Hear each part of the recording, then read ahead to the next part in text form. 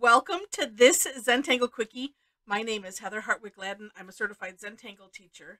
And today we're going to take a look at the Tangle Amath, option A, from CZT Mar Patricio. Now, I just realized there are three options to this as I just went back before doing this recording to look and I'm like, oh, and there's an option C. So I thought, you know what? I was already concerned about doing option A and B in one video because my intention is to make these quick videos. Hence the name, right? and so what I'm going to do is I'm going to separate them out and just know I might not do them three in a row. I might. I don't know. But I will do all three options, but all three options are in the link in the description section under where it says for more inspiration, and that is to Tangle Patterns where I found this. So if you want to go ahead and play, then great. But I'm gonna separate them because this is one that I don't know. It was a little bit more difficult than it looked. So I'm like, you know what? Sometimes it's good. We'll just separate them out, and that way too. If you really want to just do one of the options, you don't have to fiddle through, where is that on this video? That's the other purpose for doing quickie videos. One topic each. All right, this starts off with a line. So this is like a border tangle, and it doesn't have to be straight. So I'm going to draw mine just a little bit curvy because I want to. And what I find it easiest to do. Well, I wanted to have them kind of go together, but it is going to be what it is. Like they looked so nice in my step out. That's all right. This is a little bit more wavy than I had done. I just kind of gave it a little flare on my step out. All right. So draw a pair of lines like this far apart. And then I like to do the aura-ing afterwards. And in Mars step out, she has them on two separate, I'm going to go this way. Two separate steps, which is a good thing to do. I did combine them on mine. And all right, so there we go. One thing I did learn on this too is I think I made my auras maybe a little bit too on the thin side, and mostly for the option B, so I'll just save that for later. All right, next step is going to be a zigzag. Here's what I'm going to do. I want to have a nice, which way do I want to have that? I think I want to have it this way. I'm going to start here kind of in the middle and then work backwards. So just nice, wide, zigzag. And two, if you're working on kind of an odd shaped place or it's in a border, sometimes I find it easier to just start in the middle and work my way out both ways. Kind of like when I do grids, I do the same thing. Because sometimes it's hard to say, well, where do I want to start here? I just don't know. And instead of worrying about that, just you're like, oh, I know I want to have this shape right here so then I can work, like I said, in either direction. Okay, once you have that, then you're going to want to pick the direction, I guess kind of an up and a down. So like you're going to pick this way and keep it that way because we're going to do different things on this side than this side. And we're going to start off with, we'll call this the valley side. Maybe that's the way to say it. And we're going to aura. So we're going to aura that V. And so that's what we will do that on all of the zigzag on that side.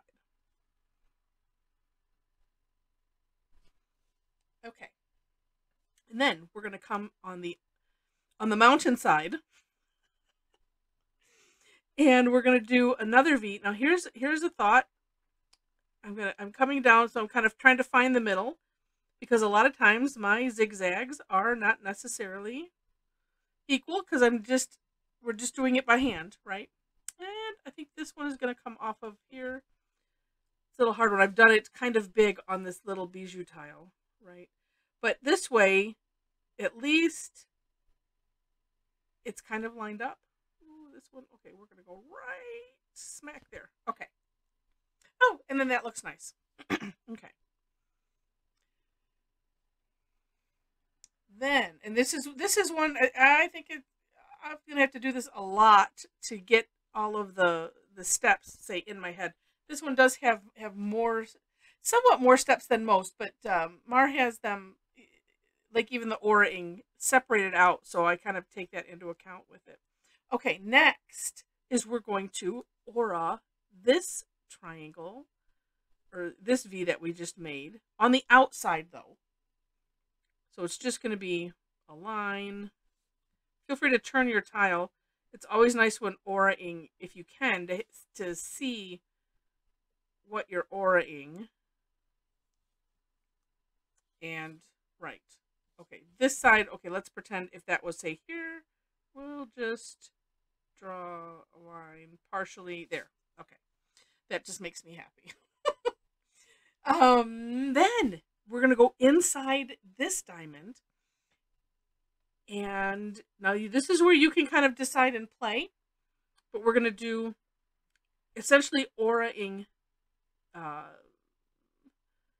this V, we'll call it.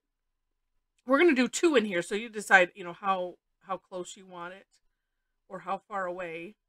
I'm just going to do 1 at a time. And another thought too is the same, which I didn't do because I just thought of it. Oh, I could have come right down here. Here's the peak.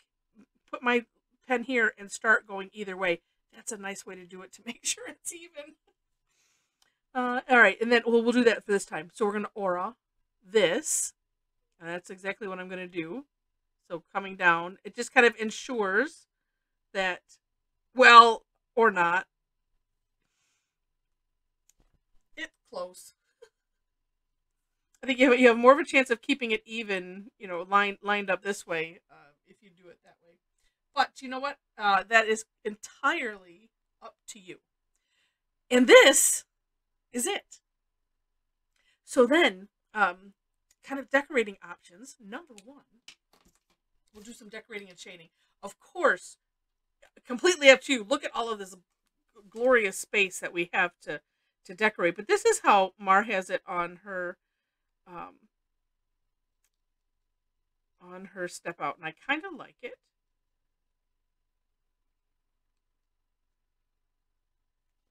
And so we fill in those sections.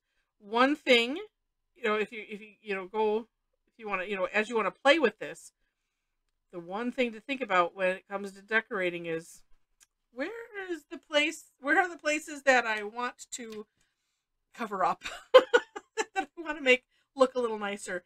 And then, so for instance, it could be, oh, these turned out, so I'm gonna color that, fill those in, and then that'll make it all better.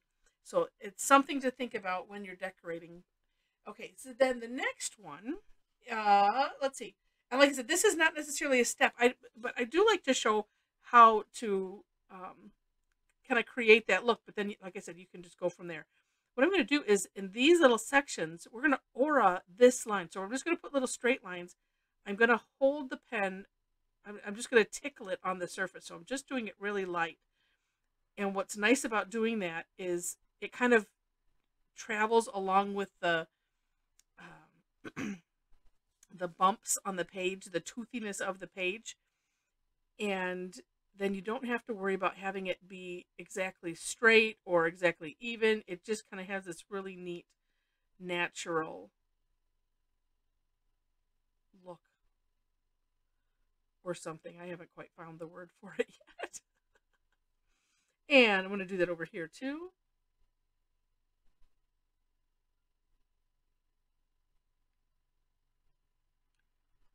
Just, like I said, tickle, just being as super light, so barely touching it on the paper.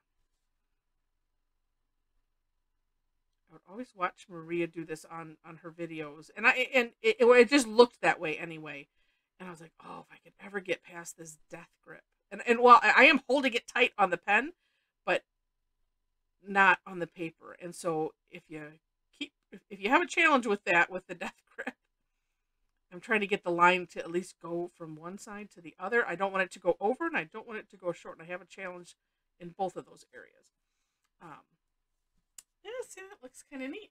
But anyway, you just keep practicing, and then then it'll come. It'll come. Because I know I had some friends that we would joke about the death grip on the pen. And it's a heavy grip, you know, and pushing down, and it's I don't know. It's just have to work through it. Now I'm putting some graphite on the bottom of what I just did, and I'm gonna just. Actually, I could. Let's see. I could go. Let me do the whole thing. Let me do that and go over this part as well.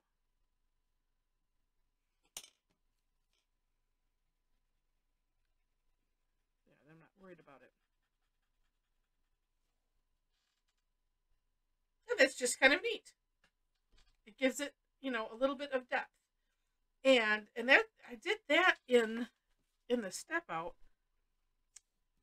So why not? Why not? Let's just do it up here too. Because I mean, there's a lot of things you could do. I'm picturing orbs. I'm, you know, other straight lines going in a different direction if you want, and that could be kind of cool. And wood, you know, wood grain is what comes to mind, even though it's not really wood grain, but it could look woody, sort of, if depending on how you did it. And then if you got it, you know, where it was kind of light enough. Ooh, look at how neat that looks. It just sunk this. It made like a valley out of that, didn't it? Isn't that so cool? This is like the neatest thing since sliced bread. And while we're at it, let's make these grooves come out. So we'll have a little mini something in shading here. Mini lesson in some shading. Just because it was just screaming at me to do that. And I said I like to do this every once in a while. I do offer a class. I will be offering it on a more regular basis as soon as I get.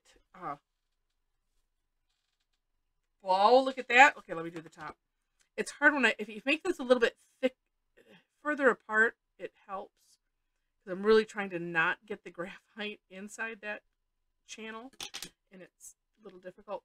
Anyway, I do offer maybe a couple classes on shading. I have one specifically on shading, and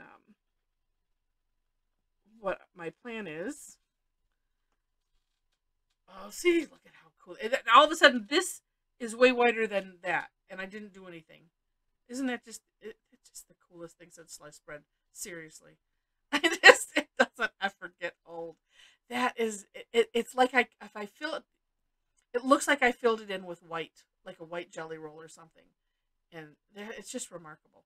But anyway, I do offer classes in shading, but every once in a while I like to, you know, do a little something extra, so that way, especially if it applies, and this did, and you know what, you could even have fun with this. That's how you could raise any of this up. If you want to accentuate this big zigzag, you could do the similar thing right on the inside. But I know a lot of people will message me, or like in our Tangle Addicts community, about shading. I just don't know what to do, and so I like to make sure to throw some of that and then a little extra now and then. Yeah. So this is Amath option A, and again, if you want, you know, take a look at the other options. I found the option B, that one was a little bit more difficult than I was thinking after having done this. So I'm going to separate them into 3 different videos. And then I found option C, like after I didn't scroll down enough. So when you go to Tangle Patterns, always make sure to scroll to the end. You never know what you might find. It's kind of like some of my most favorite old-ish movies. Well, they're old. Where at the end they would do a little either a teaser for the next thing, or they'd have the blooper reel running with the credits, and not a lot of them did that, but there were some really great ones. Some still do. Some of the superhero movies, the Marvel movies have done that, and I'm like, yes, it's just brilliant. So anyway, if you enjoyed the video, would love to have a thumbs up. Feel free to share it with your friends. And if you like it enough to see more, I would love to have you as a subscriber. All of those things help me out. And also, in the description section, if you'd like to attend a class, I would love to have you. I do some paid, so like the shading class, that's one that would have a fee, but I do have free classes also once a week. Free classes that are a lot of fun. We'll take something like this and explore it and have fun, and then we see what we all created, and it's just amazing. So would love to have you join in. Information is on my website, and that link, of course, is in the description section underneath the step out links, as well as link to the Facebook group. If you're on Facebook and want to participate in our fun community, would love to have you there too. All right. So with that, thanks so much for watching, and I wish you happy tangling.